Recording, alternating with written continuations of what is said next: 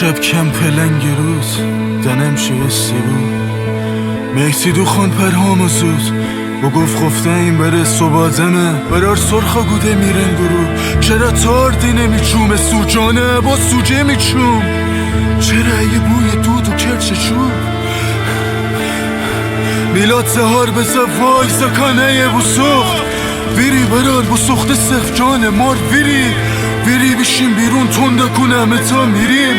بدیم هزار تا قول دوست و رفیق ماره یا جان هنی چون برای ست پشت در بمی سکن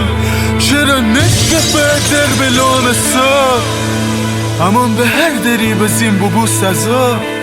از زندگی نخواستی خوشی رنگ بدینی من نخوام تنگ جا چار دیواری چه بمیریم دوخان کمک شاید بیشنود جهالان شاید وارش بباره جا آسمان خدا رحم بکن به من بمیر جوان جان به وحید که خواستی پاک ببه به خانه ببره یه لقمه نان زهار زید زکان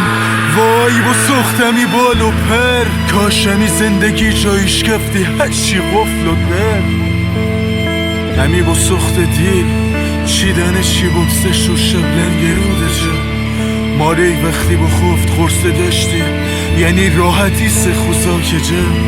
از بگیریم کویتا نامرد یقه کی خوره لنگرود و گیلان غمه